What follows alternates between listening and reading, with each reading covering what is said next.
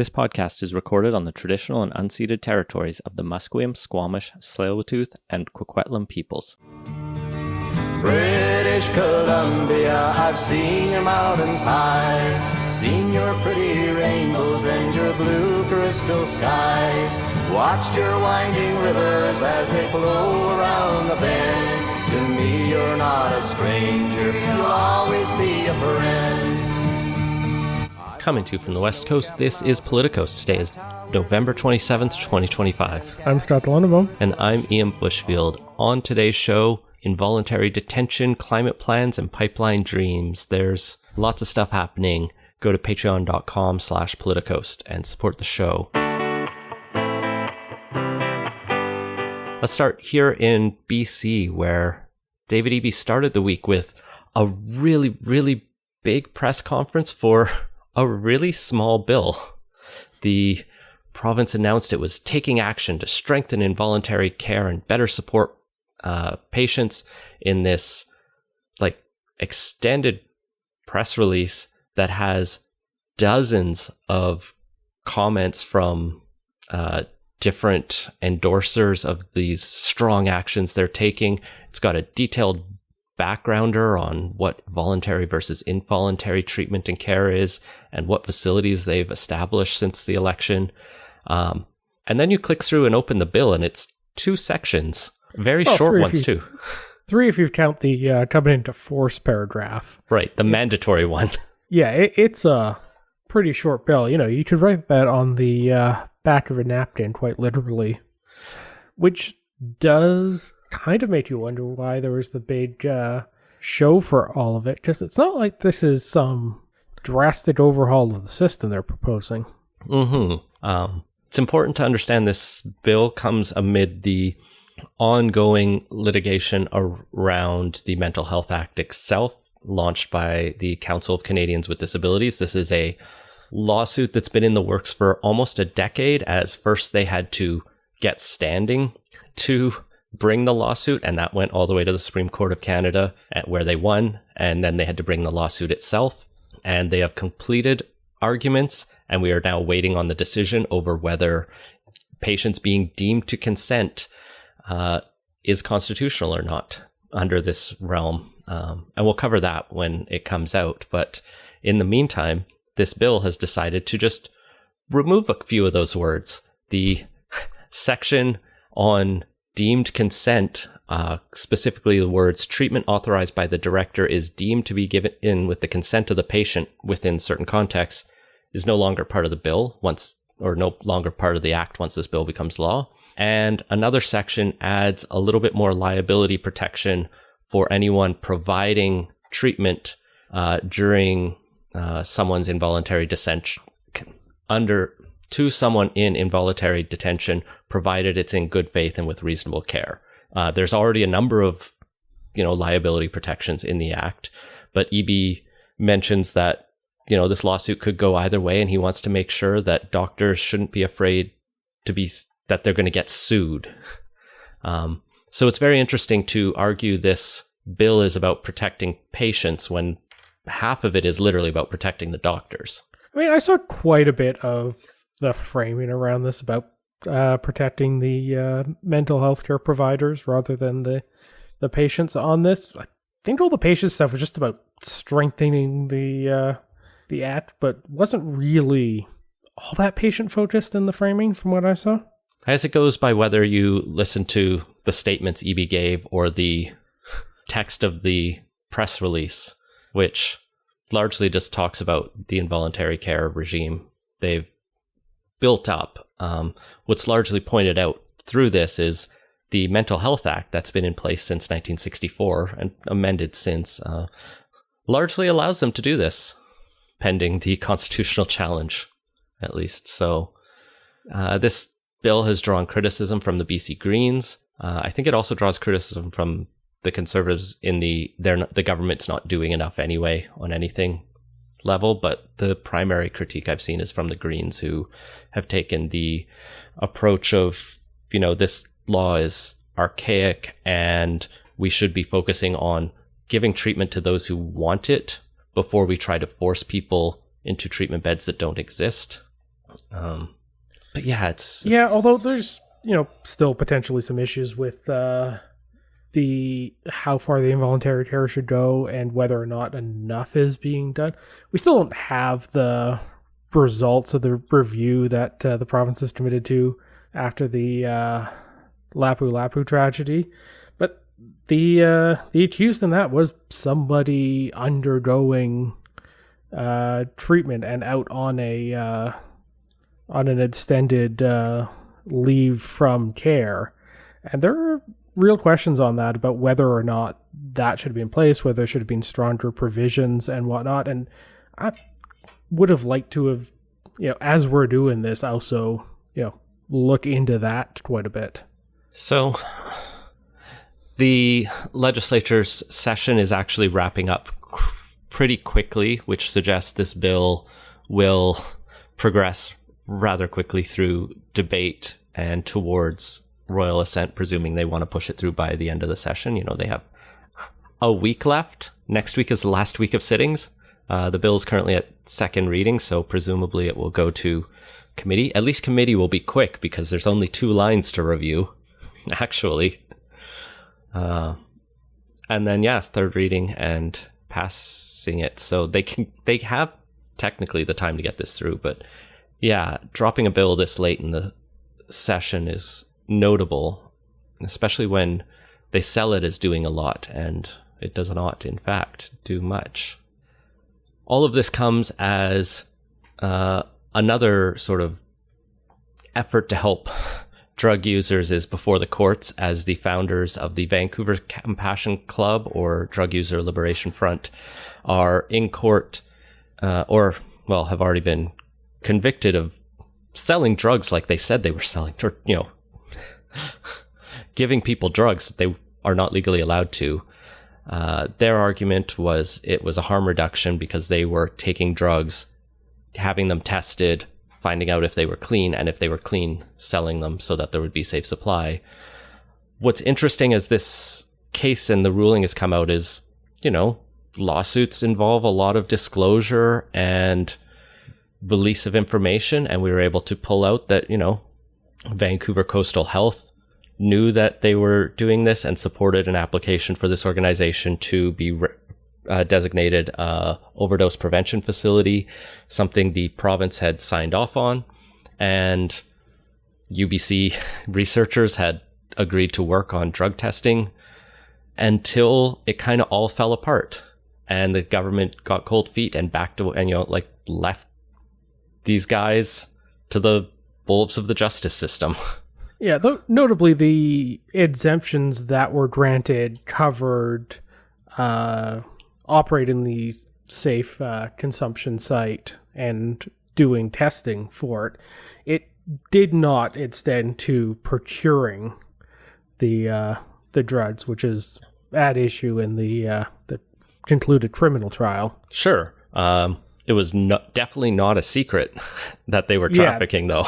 That's part of the problem. And as Rob Shaw notes in his piece on this, it was hardly a secret. Everyone was... It was literally their selling feature. They were like, we're buying drugs, testing them to be clean, and selling them, giving them away. Yeah, and it was only when a write-up in The Economist, of all places, ended up causing a lot of attention on it did the government change its mind, which is kind of interesting. I honestly did not have The Economist as the that influential a publication in BC politics circles. I don't even remember that article, but I imagine it, caught enough attention in conservative circles and with Pierre Poilievre and allowed them to hammer on it, even if they didn't pull The Economist itself. Maybe Rob Shaw was just wrong on what the inciting incident was, but also there's also something about the psychology of Canadians that's a little weird, in that we kind of over respond to foreign coverage of Canada in pretty much any way. If it's even slightly laudatory, we're do a lot of patting ourselves on the back for pretty mundane stuff, and if it's critical, there's intense hand-wringing on it, which is honestly just a kind of unhealthy way for the country to, and the citizens and the politicians to interact with the world.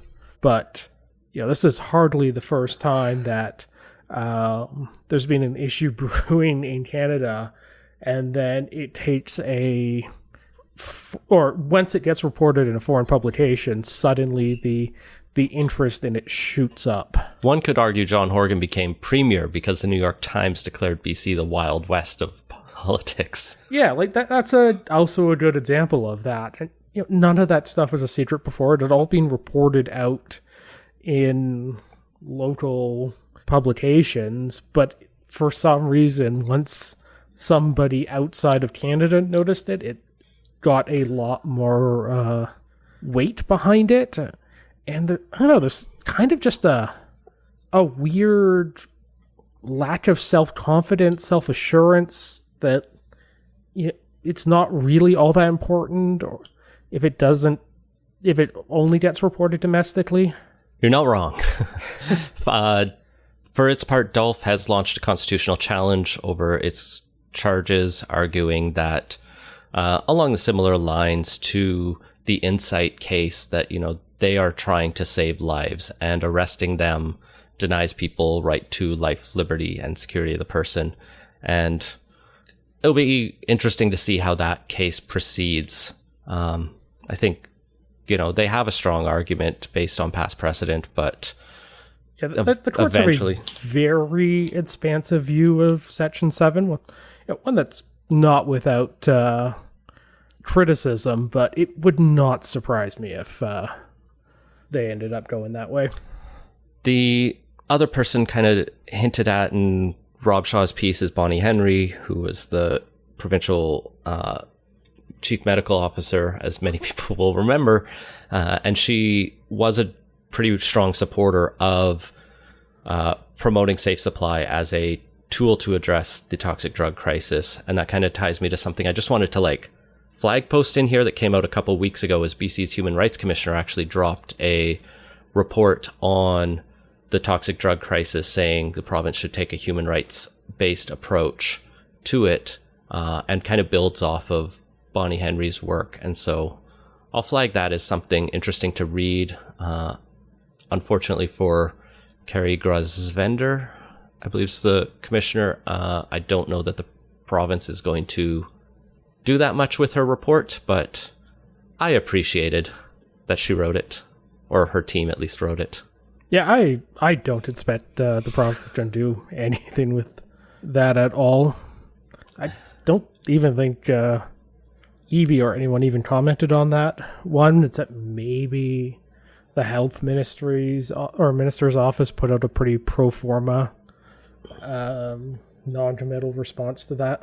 Importantly, that report, tying it back to our first story, also says involuntary care is not an evidence-based method for addressing substance use, and kind of goes through some of the concerns that have been expressed around that. So the same debates continue and continue, but within EB's cabinet, he has created a couple new roles.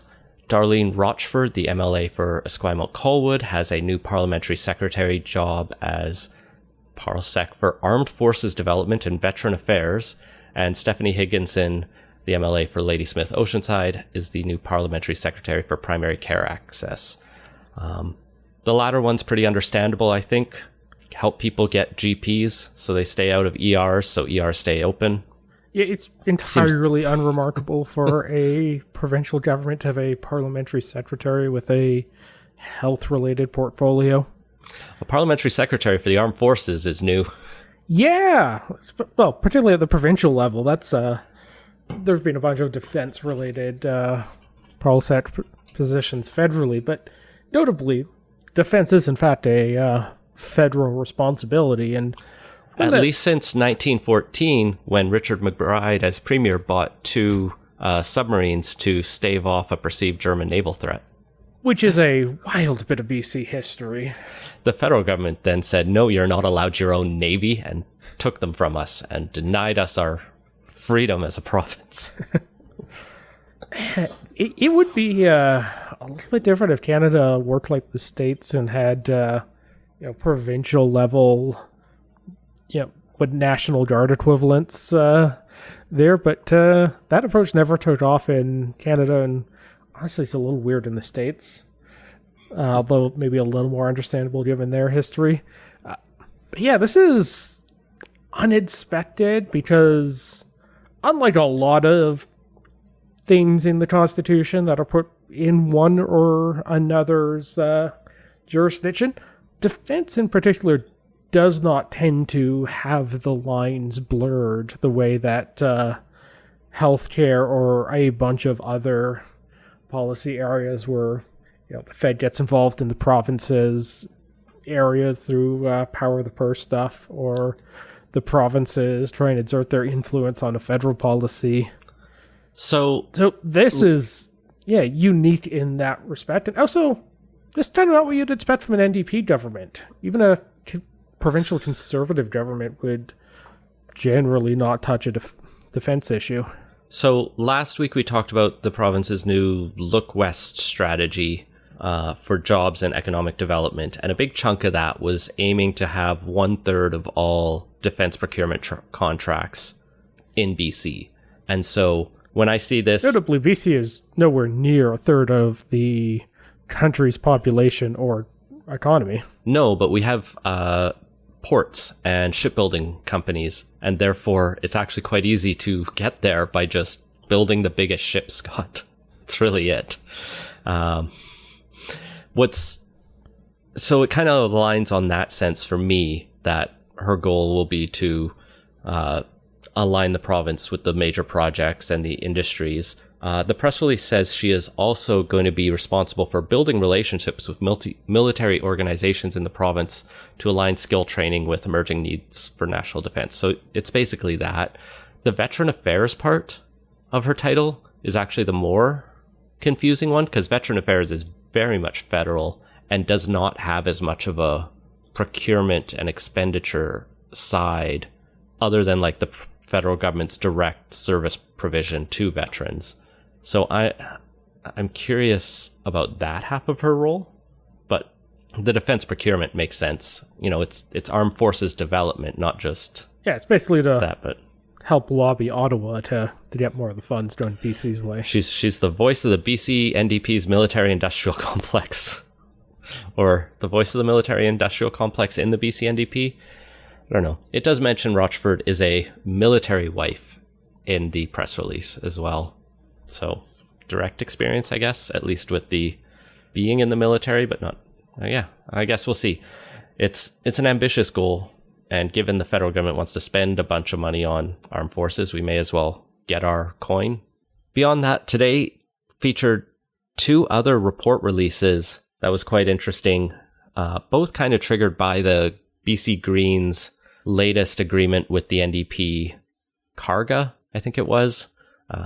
First, the Democratic and Electoral Reform Committee report dropped this evening, or at least people in our Slack noticed it this evening, and Clean BC's independent review released this morning.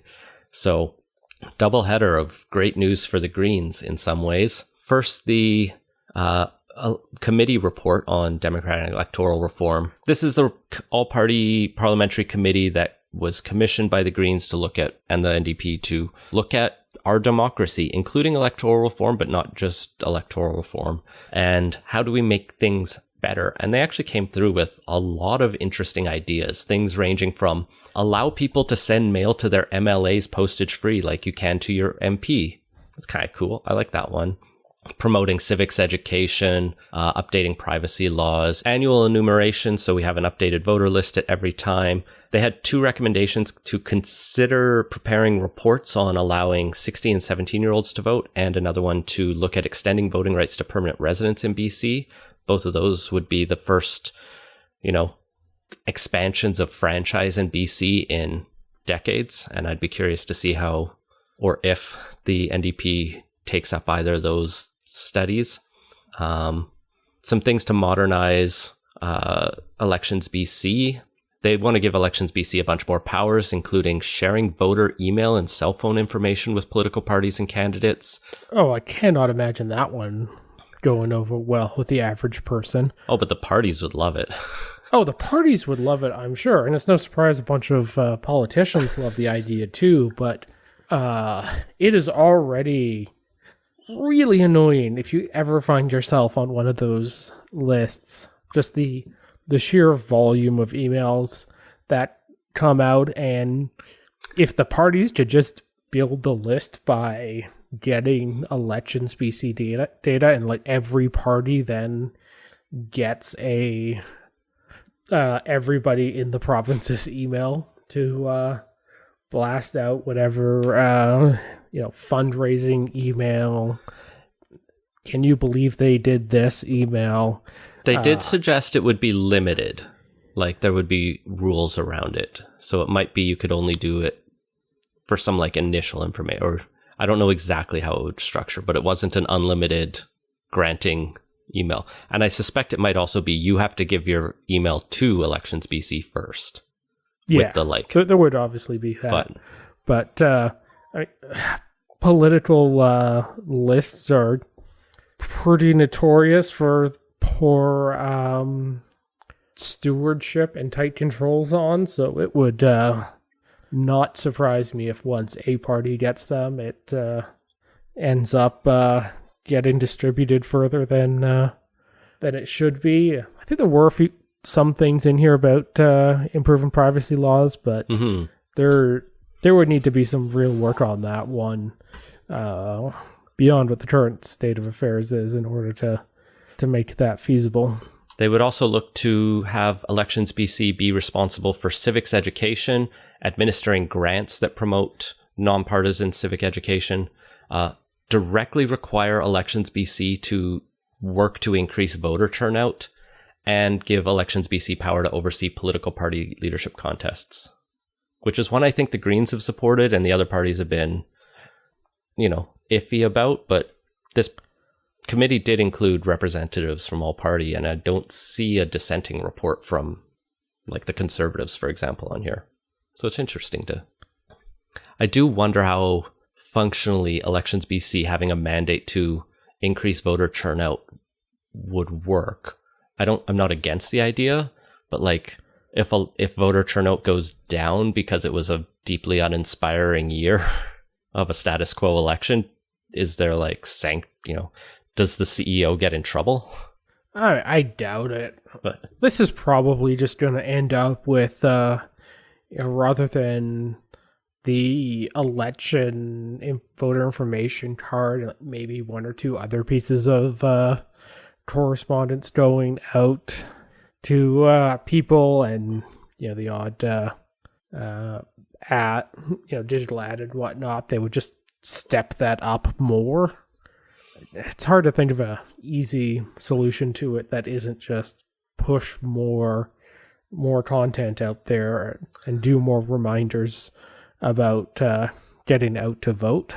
There's some stuff, and it ties to some of the other recommendations in here about like ensuring polling places are accessible, are open long enough, are in like it's in remote and rural areas that is often harder. Like we both mostly lived and voted in cities where it's generally pretty easy, but there are parts of the province where it can be difficult to vote, and a commitment to make sure people vote there is admirable, or at least make sure people have the ability to vote there. A lot of the other stuff is kind of non-controversial. Yeah, speaking of the rural issues and difficulty voting, one thing I didn't see in here, and admittedly this dropped shortly before we started recording, so this is more what Control F didn't turn up than I've necessarily read every word in close detail. Not really. I didn't really see anything about the issues in the last election around some of the challenges with the counting and custody of ballot boxes and whatnot that occurred in a couple of the rural polling stations on there, and just the really poor job Elections BC did on kind of the communications aspect around that and how to improve that going forward. I think that may be the next report. So this committee had two mandates. One is to make recommendations to increase democratic engagement and voter participation and models for electing MLAs, including proportional representation. That report was due today and is what we have in our hands. The other half of it is reviewing the 43rd general election, including the CEO, Chief Electoral Officer's report, and make recommendations for future elections. So all of that will be delivered by May 14th. So stay tuned, Scott. I think what most people were probably looking for in this report is what do they say about that models for electing MLAs and proportional representation? And their answer is, let someone else decide it, like a people's assembly. We don't want to call it a citizens assembly because we already tried one of those and, it did its thing. But let's do a people's assembly. How is it different? I haven't read this detailed enough to know the difference between a people's and a citizens assembly, but they do kind of sketch it out. It's probably just a rebranding on it. They would give it a terms of reference emphasizing the importance of developing an open-ended terms to allow them to assess and compare electoral systems that could lead to any outcome, whether retaining the current system or moving to a new one. Give it some underlying principles such as increased proportionality between popular vote of a party and party representation in the legislature, equitable representation for rural and urban regions, accountable representation by individual MLAs chosen by voters, stable, effective government, increased voter engagement and participation, more collaboration between political parties, reduced polarization, and government decision-making, which considers the full range of policy options. And they kind of go on how this could work, but they don't really say whether it would make a recommendation that is binding, whether that would go to a referendum or not, but just give it to this assigned group who would have access to expertise as they need it, and also ask cities if they want reforms to their voting systems, but consult with local governments before changing theirs. So yeah, the cities in particular, it's ridiculous that they use an at-large system and don't do single transferable vote for it. Yep. It just leads to a much better outcome for the same thing of just electing a bunch of people from the same area or riding or district, or in this case, city. Yeah, municipalities definitely need a better voting system, but unfortunately the local governments were elected under the current one and therefore seem rather happy most of the time. But I think there is some good opportunities there for reform in different ways.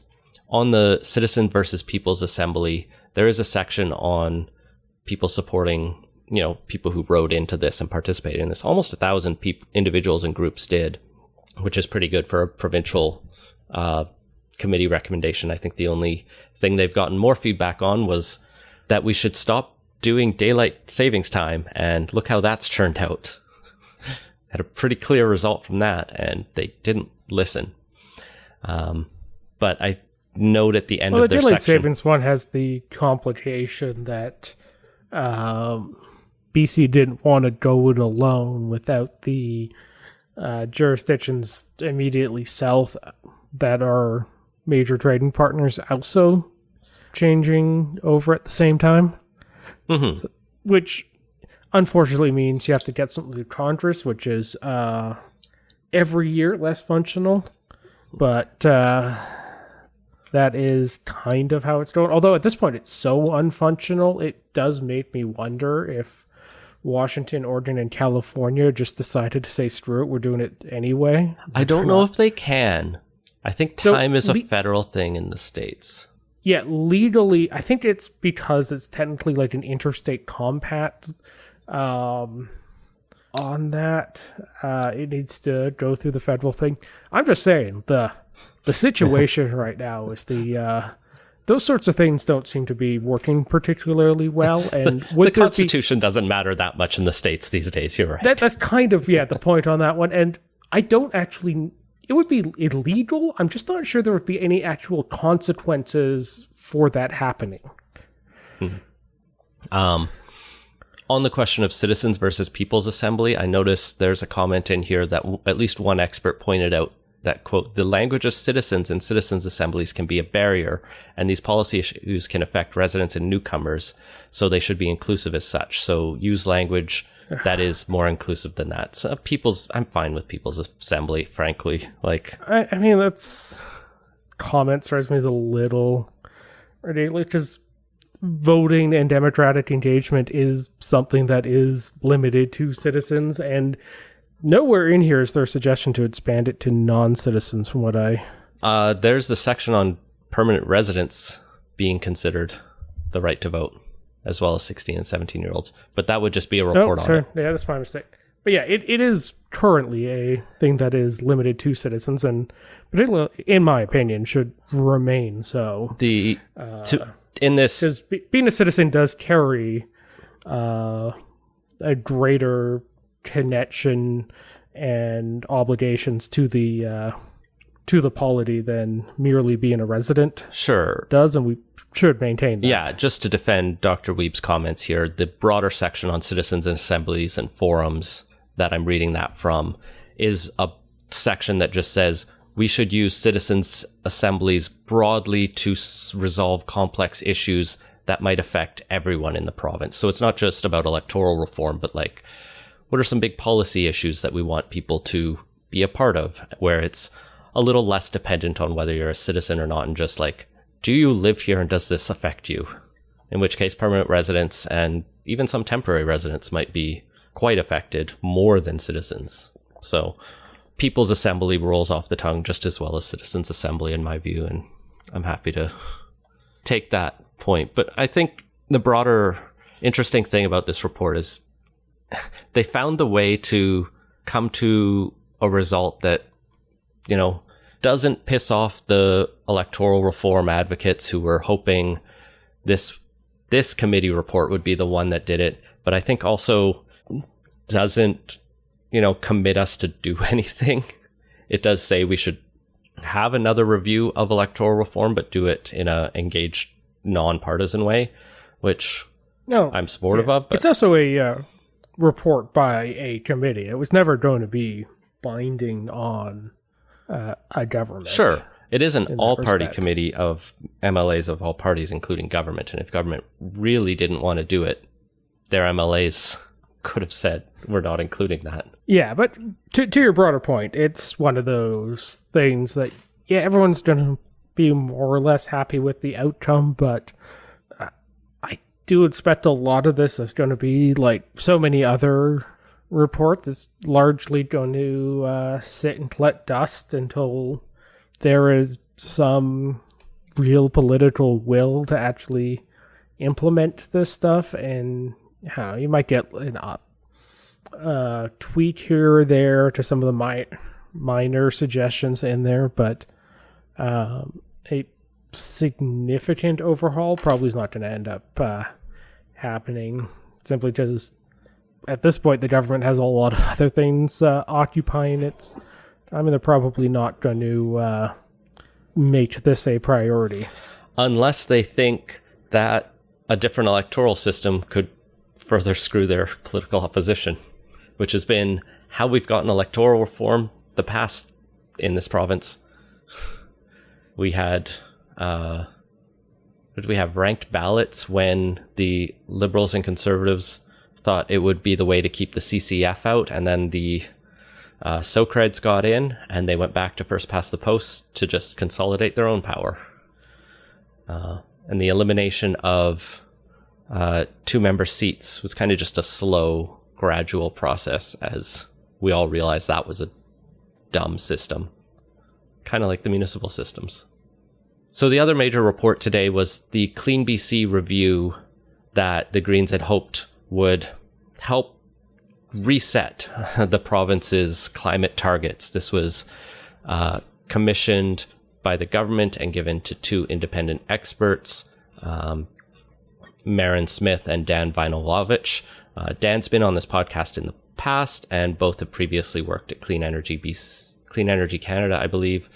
And it's an interesting 90-page report, which we've also not had a ton of time to dig into in detail, but it grapples with a lot of the challenges the province has had. It notes that, we've had some ambitious climate targets. We're not going to reach them. So it might be a smarter idea to reset, have some more realistic, but still, and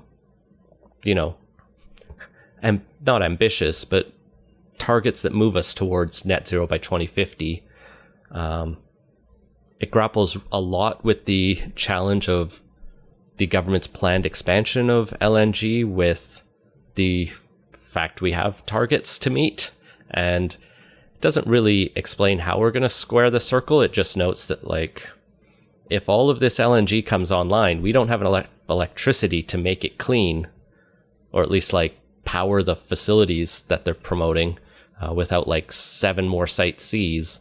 So, things will be tough, and maybe the world doesn't actually want as much LNG as we think they do, and maybe the countries we're hoping to sell LNG to are actually have better climate policies than we do, but like maybe the government has something in mind. Yeah, the on the targets thing, that seems like a pretty reasonable position for them to end up on there, because if there isn't actually the political will to do it, which there generally does not seem to be, there's the will to continue to make advancements in this front, but maybe not hit the same target. You should probably actually align the provincial policies and strategies with what they're realistically going to actually push for, rather than have one policy document sitting way out to one side of where a bunch of the other decisions are all being made. So that's fine. On the LNG thing, it's definitely the case where, particularly in the past year, there's been a reprioritization among a lot of governments, and nobody really is being all that clear on how everything ties together. It does make a lot of sense, given the current circumstances, to put a lot of emphasis on prioritizing increase in economic activity, particularly export-oriented ones that are not tied to the U.S. And you have had, particularly the European countries, express a lot of interest in the short to medium term in Canadian natural gas, particularly because their previous main supplier turned out to be a invasion-happy dictator that is currently threatening them and their neighbors, and not a great source of supply for that reason. But it does mean there are some serious questions about how everything else ties together on that, and definitely long-term Europe's looking to avoid both options, or both potential suppliers, as it continues its transition. It's not all bad news for the province in this report. It does mention that carbon emissions are falling both in intensity but also absolute numbers. Not a lot on the latter, but the trend is in the correct direction. It notes the industrial carbon pricing is working, and the methane emissions cap and regulations are working, and because of that, it actually doesn't recommend the province pursue oil and gas emissions caps as a sector-specific thing, but rather continue to rely on the combination of regulatory and incentive regimes that have been established. So that's good news for the government. The thing I think we forget about the climate policy and Clean BC is there's a lot of small technical things going on that get forgotten or overlooked for things like the EV mandate and the consumer carbon price that we used to have. And a lot of these back-end things with industry are starting to work really well. And this review says, good work, keep that up. Renew it, don't retreat from it. It does note with the EV mandate that we're not going to meet our targets for the next couple of years, but we should continue to try to pursue electrification. It calls out the province for continuing to heavily invest in roads like Highway 1 and not in like active transportation and public transit as much.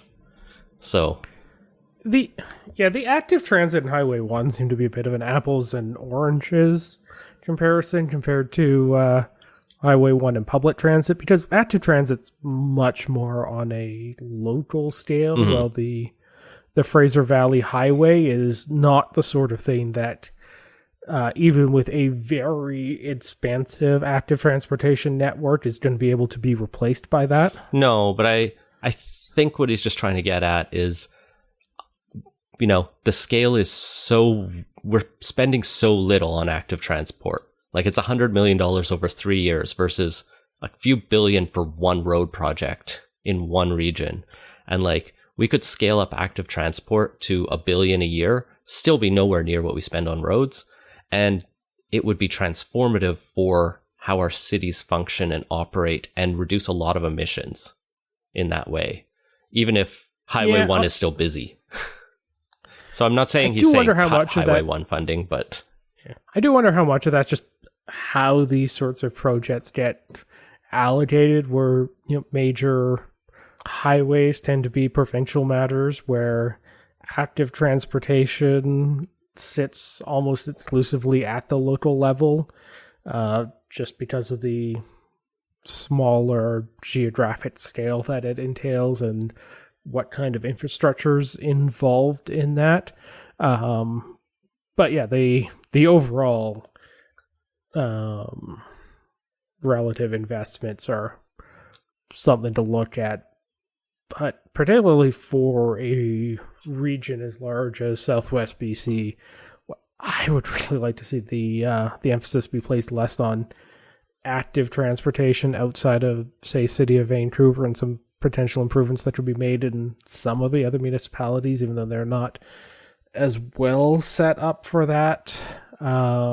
Just as they're larger, more sprawling current setups, and really go heavy on building out a regional commuter rail system, expanding out transit to be much more feasible even in the next ring of suburbs out on that. 'Cause transit in Vancouver is amazing.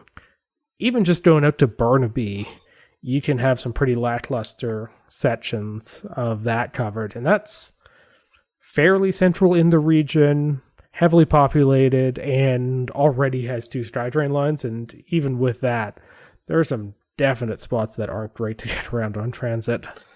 So there's lots more in this report. It's 93 pages. We won't get too much more of it. I do want to flag that, tying back to our last discussion, this also recommends a citizens' assembly. This time it recommends one on building a sustainable economy.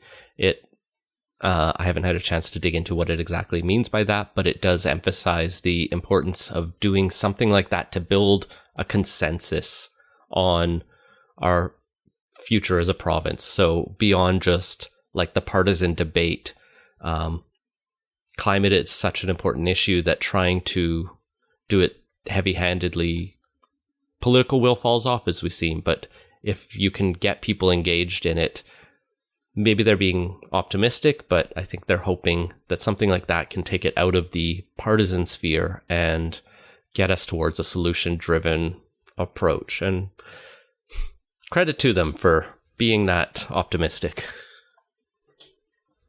So yeah, we'll see where the province goes with this. I think the Greens were, Jeremy Valeriote at least was there for the release of this. I think Emily Lowen may have been a bit critical for this, for not going further. But we'll see how the discussion comes out as this, because again, this came out like today and we both have full-time jobs, so weren't able to just sit and absorb the news on it.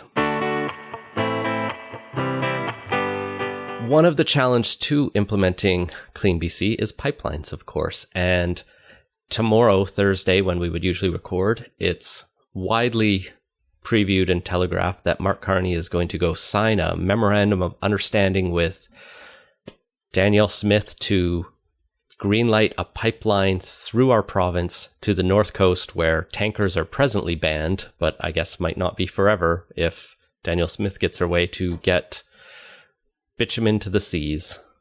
And the pipeline that only she is asking be built gets a step closer to reality, maybe?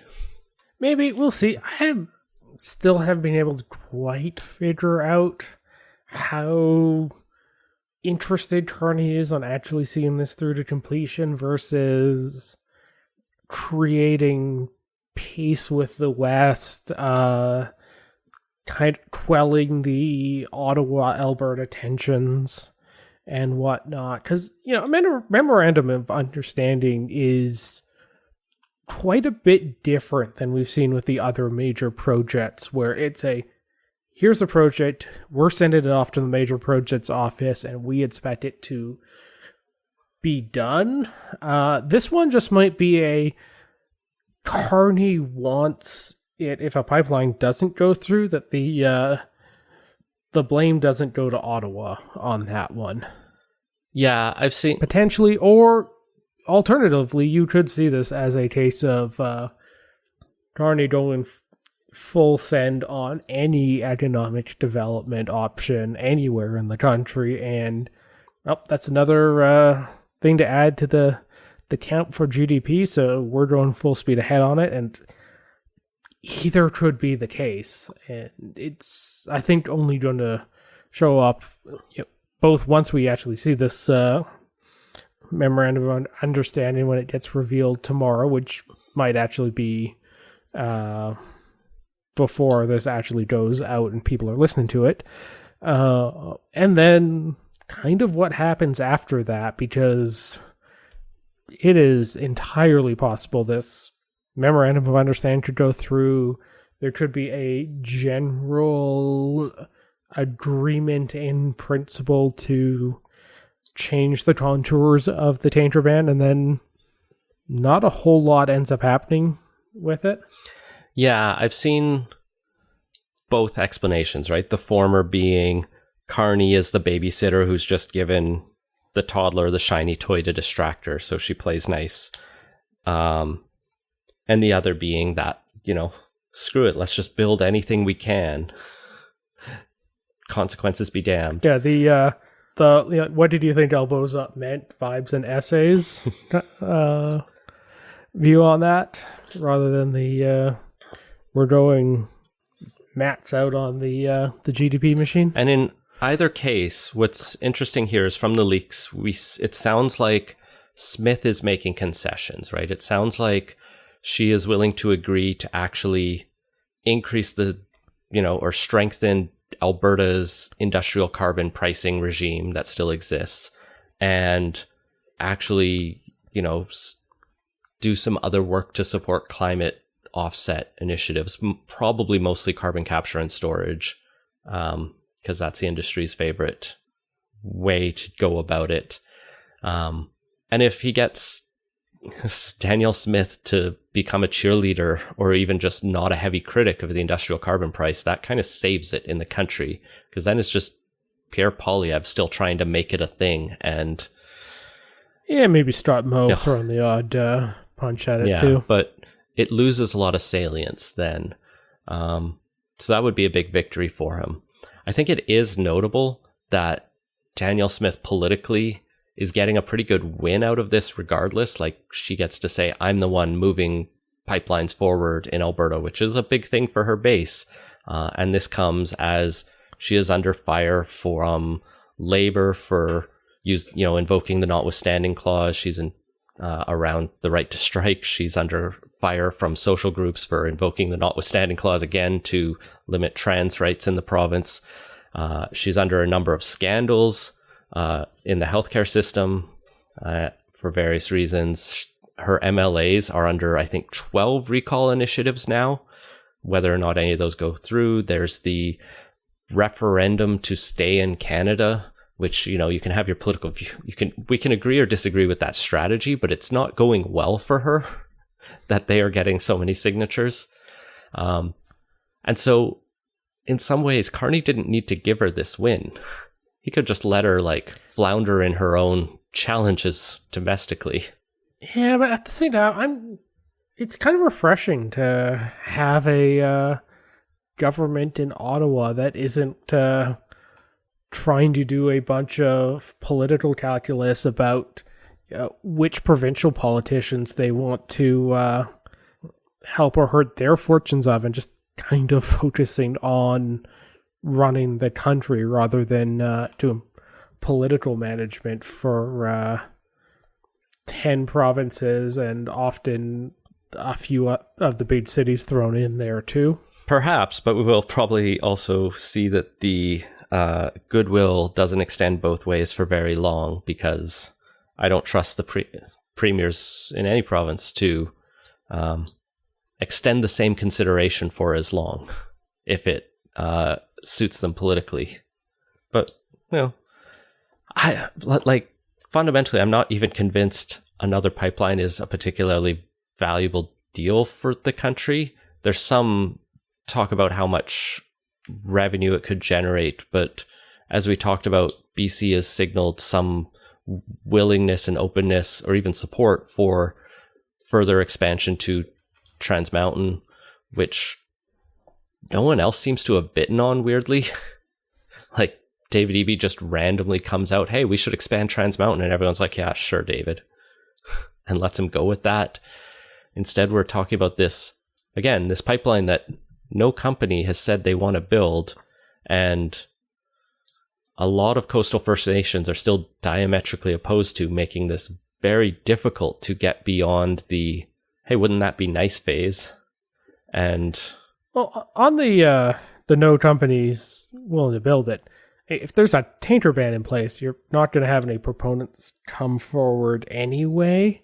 So there is a bit of a chicken and egg here with the what's the legal and regulatory environment versus private sector proposals for it. But are companies even saying, hey, we need another pipeline at this point?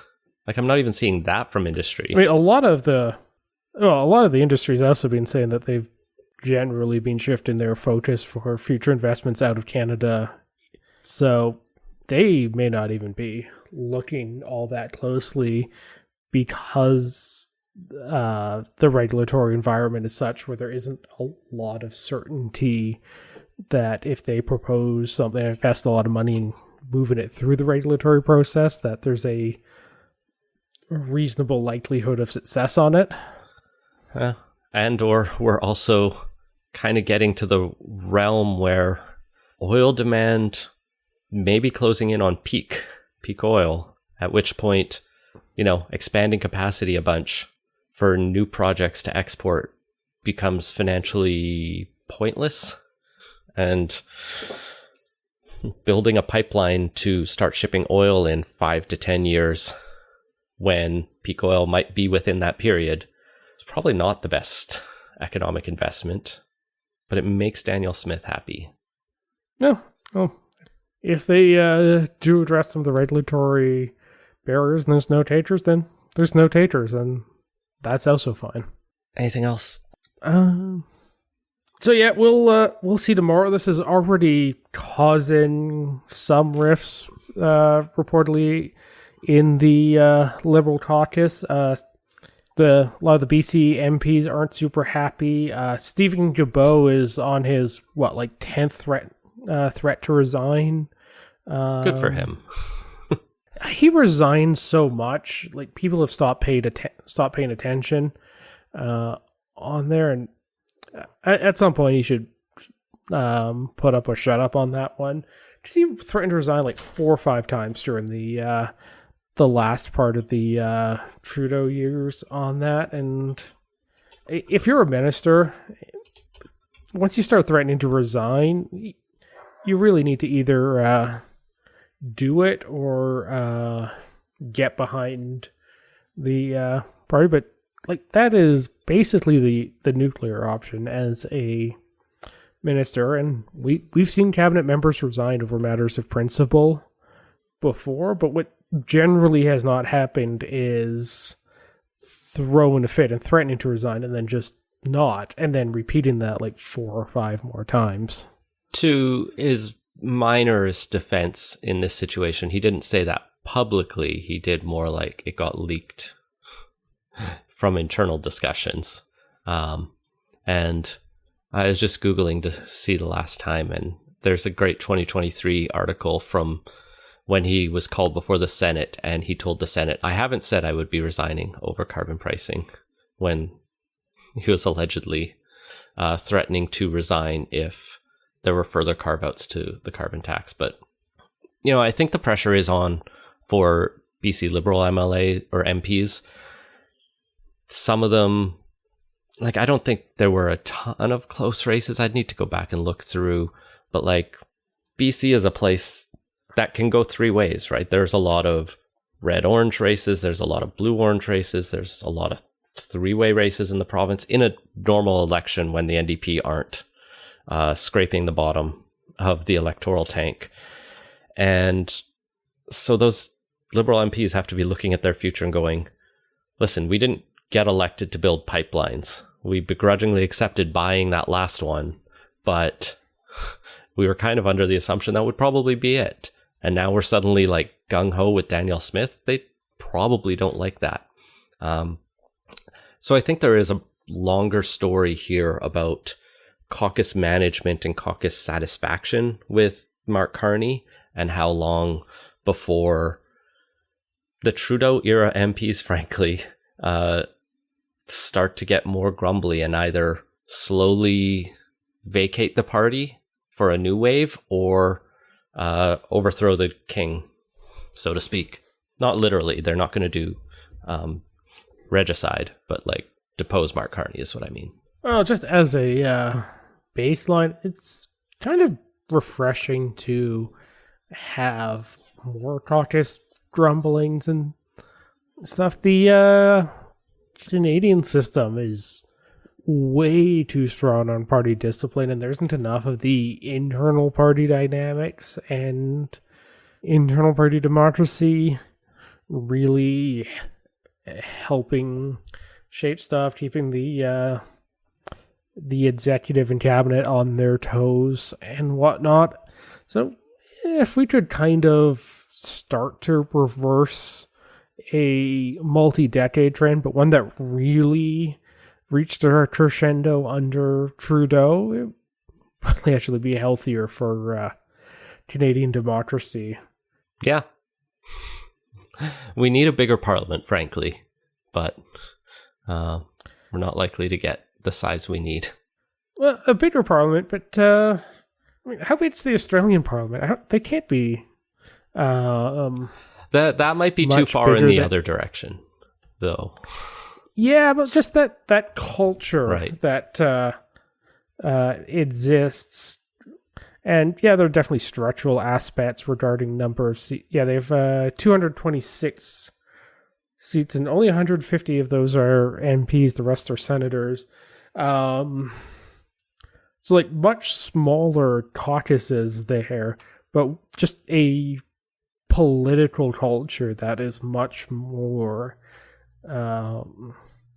one that has strong party caucuses that are willing to go toe-to-toe with leadership on stuff. That would just be nice to see in Canada, because the well, you brought up regicide. The quasi-king-like position that prime ministers find themselves in Canada is not the most democratically healthy way to run a country. Or province. Most of the provinces are quite similar, so yeah. Or worse. Oh yeah, it's basically across the board on there. Cities are a little idiosyncratic, although I think anyone who's been following some of the ABC stuff in Vancouver wouldn't have to squint too hard to see similar critiques apply there. So stay tuned for the MOU between Mark Carney and Danielle Smith, and whether or not David Eby gets asked. Now I'm just picturing is there someone you forgot to ask meme, and it's David Eby. And that has been Politicoast. Find links to everything we talked about at politicoast.ca. Support the show and get access to our exclusive Slack channel at patreon.com/politicoast. Our intro music is Beautiful British Columbia by Serge Plotnikov. Politicoast is a production of Leg and Boot Media. Audio editing provided by Jesse Woodward at listener-supported CHLY 101.7 FM in Nanaimo. Learn more at chly.ca.